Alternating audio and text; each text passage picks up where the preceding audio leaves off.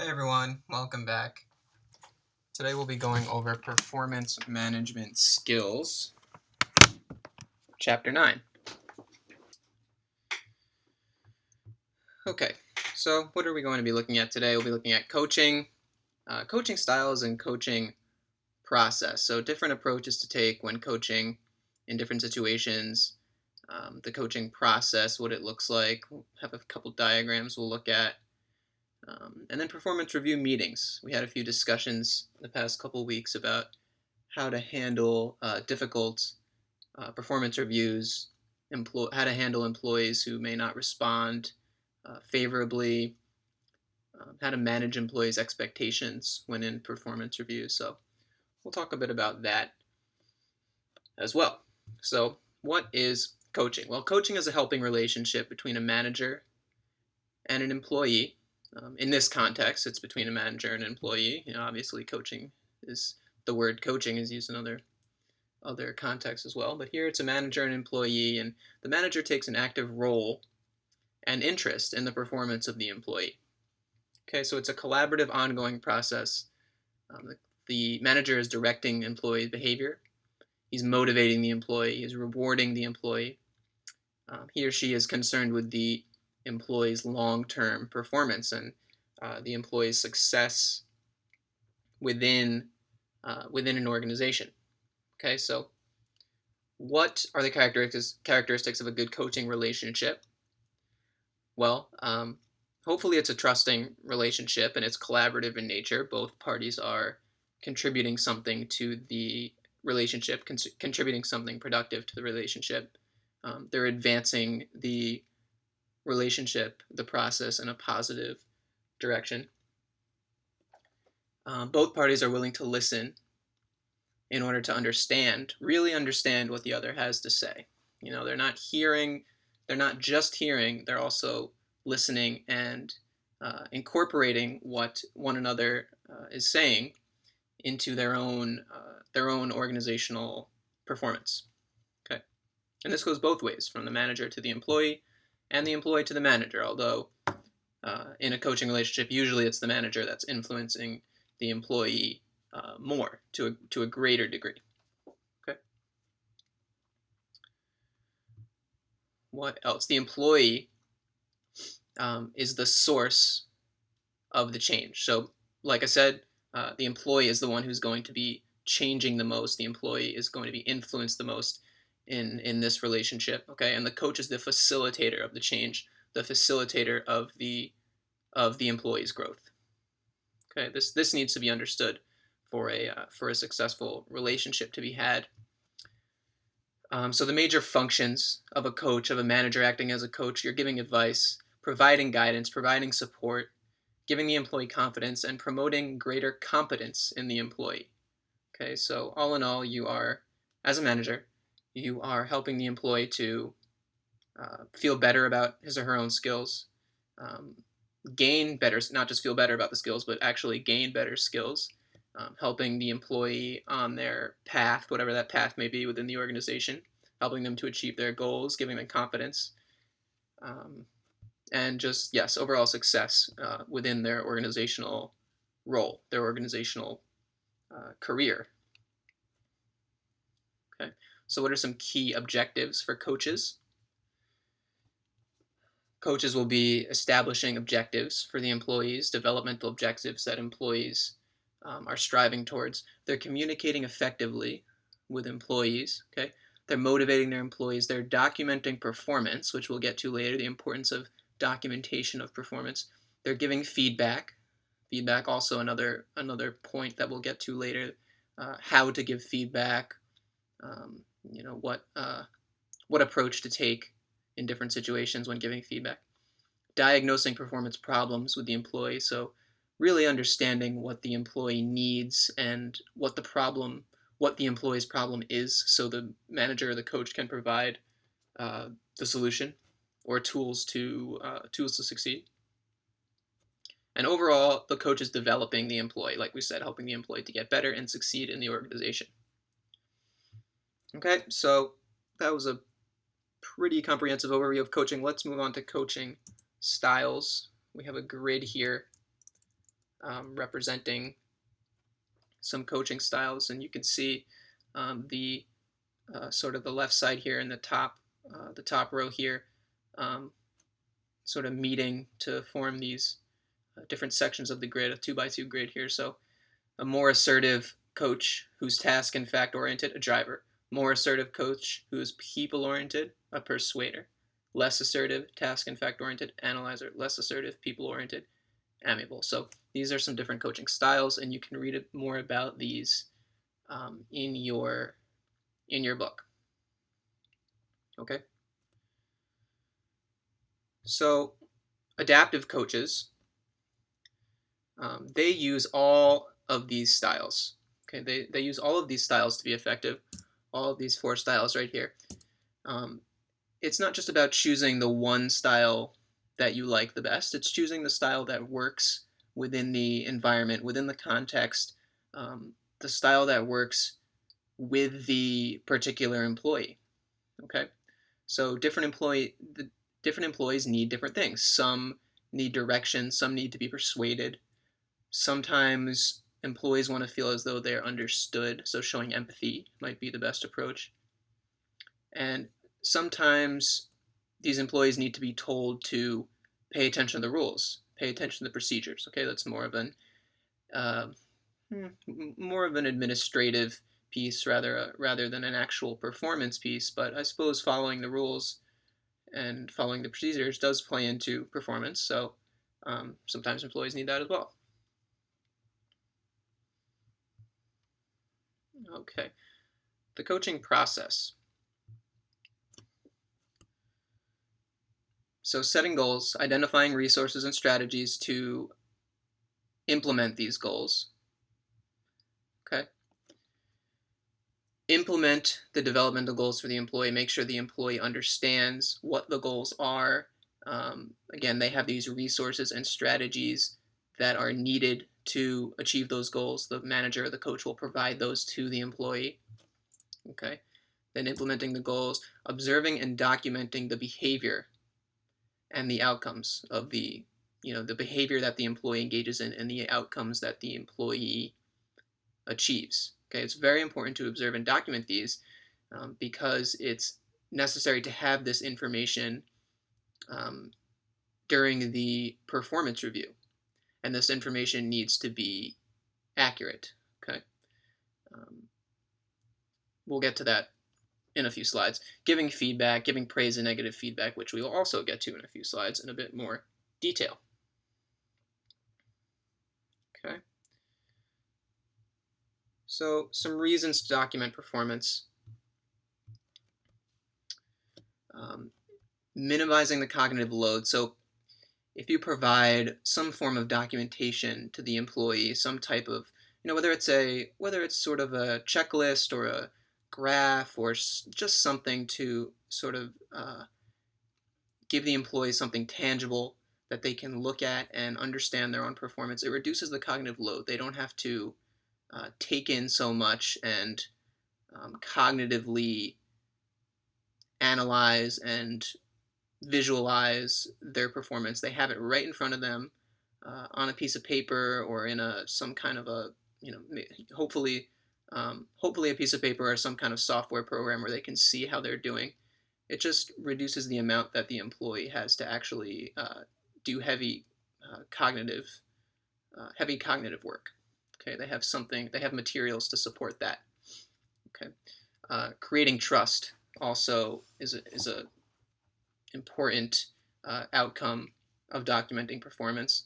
Planning for the future. Obviously, if you have some sort of written document of performance, you can better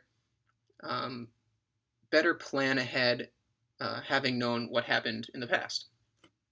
Okay, you don't have to rely fully on your own memory of what happened. You actually have it documented for everyone to see. Everyone understands it the same way. It's not just floating around in your head. You're not just planning from memory. You're planning based on hard documentation. Okay, and providing legal protection for any legal recourse that an employee may take if he or she perceives that they've been acted against unjustly or illegally. Having performance documented will help in any legal proceedings, for sure. Okay, so some recommendations for documentation, and these are fairly straightforward. Be specific, use adjectives and adverbs sparingly, balance positive with negatives. Of course, it shouldn't just be only what the employee is doing wrong, but also what they're doing right to motivate them and help them better plan their future path. Employees won't know that they're doing something right if you don't tell them. Well, not always, but it's often the case that if you don't let people know what they're doing right, they may not sustain that positive behavior. It should focus on job-related information only. Obviously, if it's not focused on job-related information, then employees might feel they're being evaluated on criteria that's not relevant to their job. It should be comprehensive. It should include all parts of the employee's job that are important. Standardized procedures if all employees are being evaluated in the same way, and all employees are being their behavior and performance is being documented in the same way, then it provides some degree of standardization, and employees are more likely to feel that the management, all of the entire management team is acting in a fair way towards the employees, towards each individual employee. And it should describe observable behavior. So again, this is the focus on behavior that we've been talking about in a lot of our past chapters. So not just focusing on results, but also focusing on observed behavior. Because like we've talked about, employees, it's in some situations, employees can do everything right. They can make all the right decisions, engage in all the right behaviors, but the results don't pan out due to some environmental change or due to other employees in the organization. And that's employees should not be punished or evaluated poorly because of that. Okay, if they did everything right and the results didn't pan out, then they should probably be evaluated positively. Okay, giving feedback. Okay, so the main purposes of giving feedback, helping to build confidence. So this is sort of like what we talked about just now in documentation. Giving feedback on the positives in addition to the negatives can help build confidence. If an employee is doing something right, the manager should tell them, hey, you're doing a great job in this area, you're doing it right, keep it up. They're more likely to feel more confident in their work, do better work, sustain the good work that they're doing, not slack off. So feedback is fantastic for giving employees confidence and keeping their output high, keeping their output positive. Developing competence. So managers telling employees, hey, you need to improve in this area, here's how you can do it. Okay, so giving feedback in that way. Enhancing involvement, bringing the employee into it just helps to build that trusting relationship. Constantly engaging the employee, giving them feedback on how they're doing, helps to engage the employee with the manager, help them feel more engaged and close to the organization in which they work. So you're involving that employee more in the process. And then improving future performance for all the reasons that we just talked about. Developing competence, and increasing involvement will all lead to better future performance. Okay, so some potential costs of failing to provide feedback. Okay, so what happens when managers feel that they don't need to provide feedback and they don't provide it often? Well, employees feel deprived of a chance to improve their own performance. So some employees might be craving this feedback, might really be wanting to know how they're doing, and if the manager is not giving it to them, they will feel deprived. They'll feel that they're not getting something that they want or maybe deserve.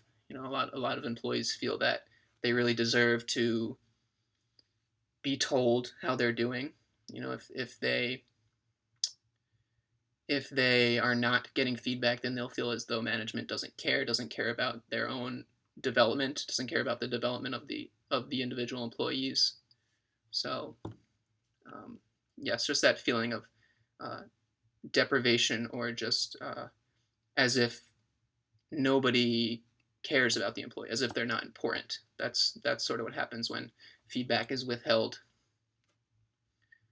So when feedback is not given, then you don't get that increased confidence, increased competence, and feelings of involvement. So performance is going to drop. Performance is going to drop. Employees have inaccurate perceptions of how their performance is regarded by others. So again, if you're not telling the employee what they're doing right or what they're doing wrong, they're not going to really know uh, what behaviors to continue, what behaviors to change, what behaviors to stop. They're not going to know how others are viewing their behaviors. They might be doing something every day, and then they might not know if, hey, is this behavior actually what other people want? I'm not sure. The manager came by and gave me this look the other day, and it was a disapproving look, so maybe I shouldn't be doing this anymore. So just confusion about if what they're doing is what they're supposed to be doing. This could all be avoided if managers would just provide some feedback and say, hey, you're doing this right, or hey, you're doing this wrong. This needs some improvement. Here's how you can improve. Okay, so to be effective, feedback should be timely, it should be frequent, it should be specific, it should be verifiable. There should be some way to back it up, or say, I'm giving you this feedback, and here's why I'm giving it. I'm giving you this feedback based on this, this, and this. It should be consistent, both over time and across employees. Okay, so over time, employees will get they might get a little put off if you come to them and say, hey, you're not doing this very well, but then you come back next week and say, oh, you're doing this very well, but the employee didn't really make any changes, either because they didn't want to, or because the feedback that was provided wasn't that good, wasn't that useful. So if no changes are made, but the feedback is changing, then employees are going to say, what's going on here? I'm getting all this different feedback, but I'm not actually making any changes. Is this feedback even useful? Does this person even know what I'm doing every day? So feedback should be consistent. And for feedback to be consistent, the managers really need to understand what the employees are doing. Okay, and it should be consistent across employees as well, obviously. Treat all employees the same. Uh, give them the same, um, well, I don't want to say the same feedback, but different employees who are behaving in the same way should be getting the same feedback, if that makes sense. I hope so. Feedback should be given privately, so you don't want to make a show about it. You don't embarrass anybody, or air out anybody's negative feedback, or anything like that. Provide context and consequences to the feedback. So again, I think that sort of goes with the be verifiable. The feedback should be verifiable. If you're providing context, you're saying, okay, you did this, and you did this in this situation, and here's why I think you acted in that way, and I'm giving you feedback now that you should maybe act a different way. Okay, so you're showing that you understand what the employee was thinking and why they did what they did if you're providing context to your feedback. Okay.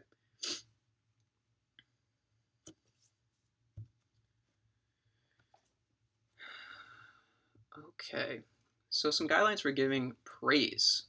Okay, so positive feedback and praise. So praise should only be given when it's sincere, when it's deserved. I think that people are pretty good at seeing when praise is insincere, or when praise is being given when it's not deserved. People are not dumb when it comes to these things. So if somebody's playing favorites and giving somebody a lot of positive praise, a lot of positive feedback, when it's not sincere or deserved, then the other employees are going to say, hey, this isn't fair. This guy's getting all this guy or girl, this man or woman is getting all this praise, and I am not getting any. Even when I've done more, or when this this employee doesn't deserve it is the bottom line there. If the employee doesn't deserve it and he or she is getting a lot of praise, other employees are going to feel slighted. Or if a manager is playing favorites and not being sincere, giving a lot of praise to somebody and it's not sincere, then the other employees are going to see that as well and feel slighted, feel as if they're unimportant. Okay, giving praise about specific behaviors or results. We focus a lot on behaviors being the criteria for evaluation, but it's not a terrible idea to give praise about results. Although you can imagine that giving praise when it comes to results might be problematic, because imagine a situation where you have two employees who engage in the exact same behaviors, but because of external reasons, environmental reasons, one achieves great results and one achieves not so great results. Okay, but they engage in the same exact behaviors. It wasn't their fault that about the differences in results were not due to anything that they did. So giving the one employee who achieved great results a lot of positive praise, a lot of praise, and giving the employee who did not achieve great results no praise, that employee is going to feel as if they've been slighted, that they're going to feel like that's unfair. So I would say better to give praise based on behaviors. It's okay to give praise based on results, but be aware of the behaviors as well. Okay, be aware of everyone's behaviors as well. Taking your time, make sure that everybody knows why this praise is being given. And it's not just, if people aren't understanding why praise is being given, they might think that somebody's playing favorites. Excuse me. Okay. Being comfortable with the act of praising and emphasizing the positive. Okay, this just keeps group morale high. When you give more positive praise, people might feel more inclined to take risks. They might feel more motivated to get those good results, so they can get praise as well. Okay, so let's talk about negative feedback now. So why is negative feedback avoided sometimes? Well, as you can imagine, some negative reactions and consequences can occur on the part of the employee. So the employee acting in a way that's, whether it's anger or frustration, or maybe even in rare cases, in unfortunate cases, violence. If that manager has had negative experiences like this in the past, or just fears these negative experiences, it might make it very difficult for managers to provide this negative feedback. And it's not only those crazy over the top reactions that we hear about or read about or see sometimes. It's just it could even be more subtle. It's hard telling people bad news.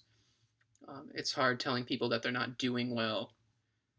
And this is something that we looked at in discussion, that we talked about in discussion, that performance management meeting where the manager was meeting with an employee. The manager thought the employee was not doing very well and was prepared to give a lot of negative feedback, and the employee thought he was actually doing very well and was prepared to get positive feedback. And the manager noticed that they were not on the same page before the meeting, so that put the manager in a very tough spot. It makes it very hard to give people negative feedback when you know that it's going to affect them so negatively in terms of their emotional state or state of mind.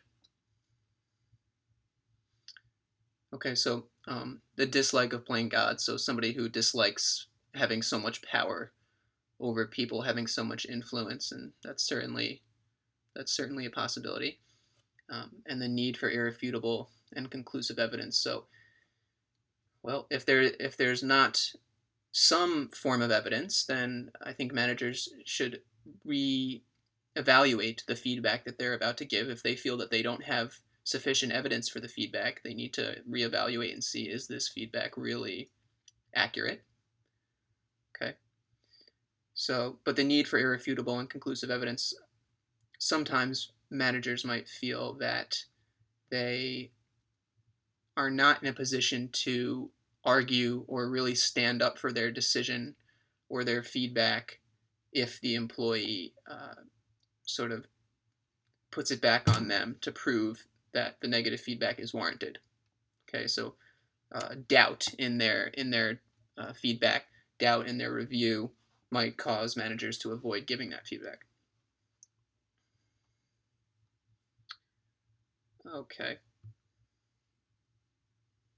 So what should a feedback session always answer? We have a few points to go over here that are very important. All feedback sessions should answer these questions. So how's the job going?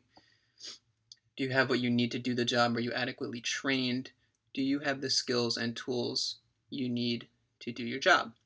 So these are sort of these are four main points here that should always be included. Obviously, these won't be the only things that you will ask the employer, the only things that you'll talk about in the feedback session. Certainly the conversation is going to branch off into different areas depending on the employee, depending upon the job.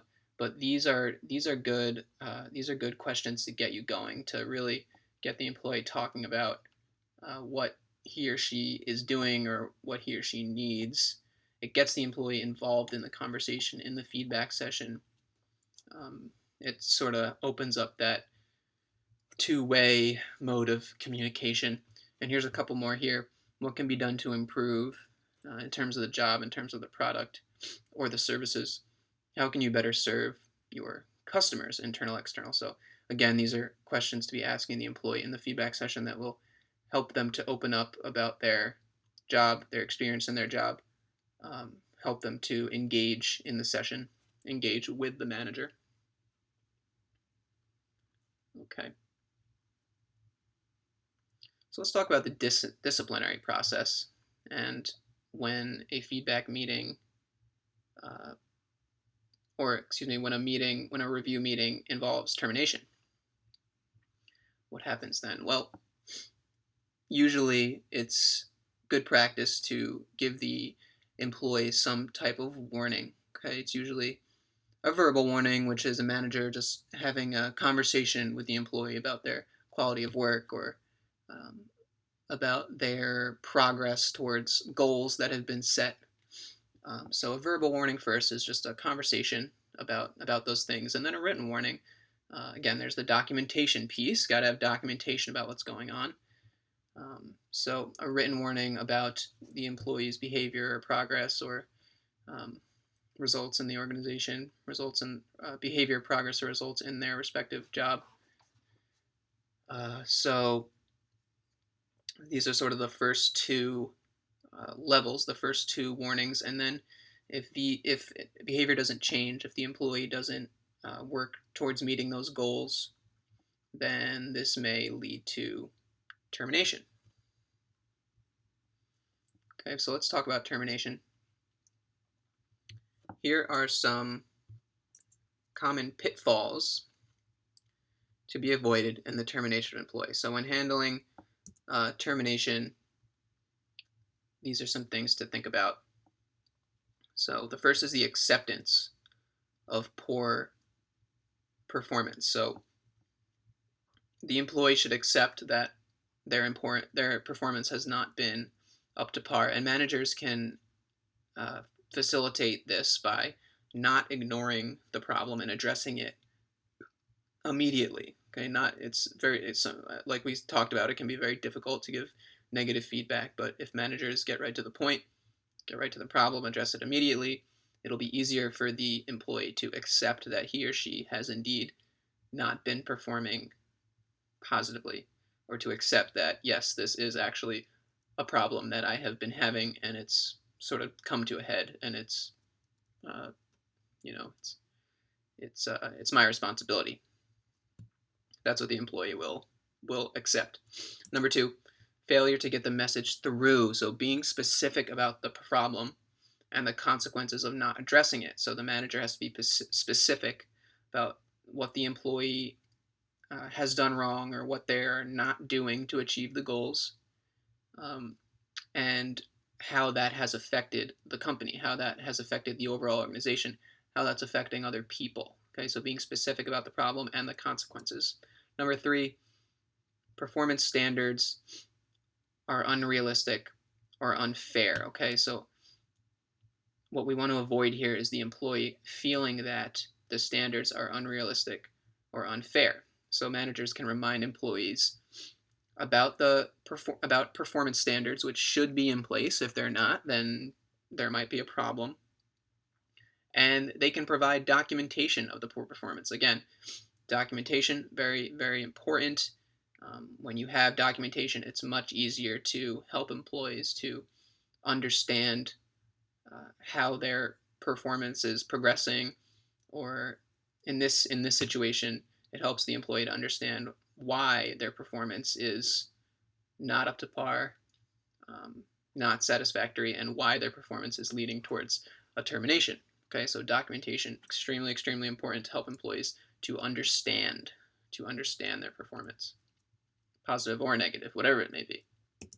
Number four, negative affective reactions on the part of the manager. So this is something you want to avoid. Don't let your emotional reactions sort of derail you from the mission of describing the nature of the problem. Okay, so don't get too worked up over the problem. Certainly, you want to be empathetic and maybe show some sympathy. Excuse me, but you do have to be firm and let the employee know that this is indeed a final decision, and that there's not going to be any debate or uh, or any arguments about it. Okay, so trying to stay away from uh, too too negative of an affective state. Okay, on the part of the manager. And another pitfall is failure to consult HR or the proper administrative authority within the organization. So making sure that all the legal requirements are met prior to the termination, to avoid any legal recourse by the employee. It's pretty straightforward. Okay, so here's some quick bullets on the disciplinary process and termination. So in the meeting, the manager should be respectful, get right to the point, wish the employee well. You want to leave a good impression. You don't want to leave any employees feeling extremely defeated or angry at the organization.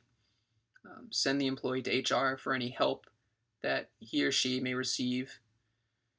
Have the employee leave immediately to avoid any negative reactions that may occur on the premises of the organization or the office in which the organization resides. Have the termination meeting at the end of the day, and good practice would be to pay the employee for that entire day.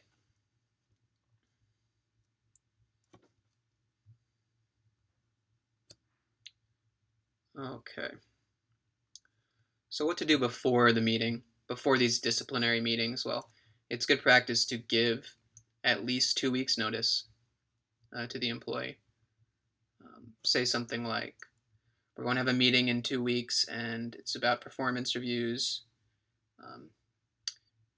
Don't have to tell the employee that it's going to be overly negative, or that you're going to be terminated in 2 weeks, because obviously that could lead to some problems over the 2 weeks leading up to that meeting. But just letting the employee know that there is in fact a performance review meeting in 2 weeks, or in 4 weeks, or in 6 weeks, at least 2 weeks notice. Just letting them know that a performance meeting will take place. Block out sufficient time to answer any questions that the employee may have, and arrange to meet in a private location. So keeping this private, it's obviously a very private conversation. it could be a very emotional conversation. So um, not putting it on display for everybody to see is good practice. Okay, so some possible defensive behaviors by an employee, some negative behaviors by the employee who's being terminated or evaluated poorly. Um, Sort of divided up into the fight or flight response here. So blaming others, staring at the supervisor with a sort of a aggressive look on their face, I suppose you could describe it as, raising their voice, shouting, arguing, or other aggressive responses, and physical responses, maybe throwing something or banging on the desk, or um, hopefully not anything worse than that in terms of physical aggressive responses. Flight response, so looking, turning away, speaking softly. So these are the avoidance behaviors when faced with bad news. Looking or turning away, speaking softly, changing the subject, quickly agreeing without any kind of basis. So this could show that they're not really engaged, or they're not really understanding why this meeting is taking place, or why they're being evaluated negatively or being terminated. And then other passive responses, so maybe being totally silent, or not acknowledging the manager, things like that. So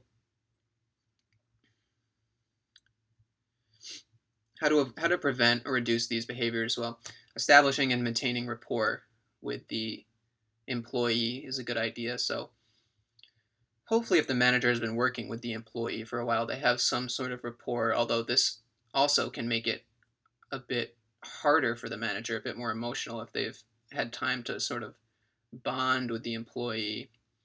Um, it's sort of a double-edged sword there. So they have a rapport, but they also have more of a bond with the employee. So it's easier to have a conversation, but harder to have a bad conversation.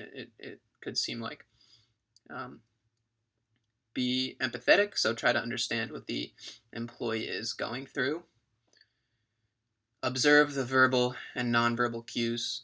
Hopefully, that'll give you some clue as to whether the employee is actually understanding what's being said, or why they're in the situation that they're in.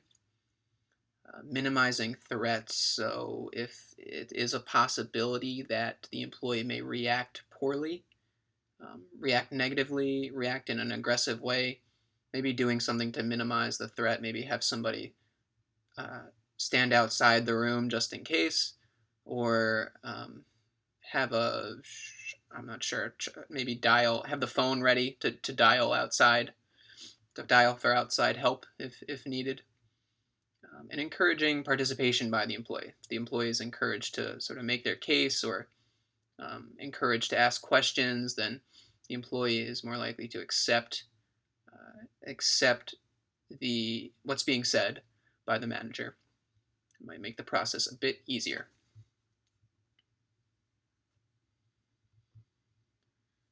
Okay, so when defensiveness is unavoidable, when you've taken steps to reduce defensive behaviors, but it happens anyway, it's best to recognize it, maybe saying it outright. Something like, "I notice you're not paying attention to what I'm saying. I notice you're not acknowledging what I'm saying," or "I notice that you're getting very worked up, and I can feel your frustration. I understand your frustration." Just recognizing it, uh, saying that you understand it, you understand why it's there, uh, why that defensiveness is there. Allow its expression. So accept, again, like we just talked about, accepting the employee's feelings, understanding why, stating that you understand why they're feeling that way. Asking for additional information. Ask them to explain why they're feeling that way, and explain their frustrations, if necessary, if appropriate. You don't want to get their hopes up, give them any false hope that if they explain themselves, well, I should clarify. If it's the case that a final decision on termination has been made, you don't want to give the employee false hope that if they explain themselves or argue, that they may be able to keep their job. If the decision has been made, then it's been made, and you don't want to give the employee false hope. Okay. And if the situation becomes intolerable, if the employee is just totally disengaged, is not accepting the is not accepting what the manager is saying, if they're being totally disagreeable, then it may be better. And this is in a termination situation, or just a negative feedback meeting, a meeting in which negative feedback is being given. It may be better to reschedule the meeting for a later time. Give the employee time to think about what's been said so far, cool down, and come back with a state of mind that's a bit more calm, and come back with a demeanor that's a bit more appropriate for the meeting. Better able to engage in the meeting. Okay, so that's about it. Quick review of what we looked at today: coaching of managers, coaching of employees by managers, I should say, coaching styles of managers, the coaching process that managers engage in, and performance review meetings, what to do when giving positive feedback, negative feedback, what to do when defensive behaviors occur. And that is about it. Thank you all for joining me again, and I will see you next week.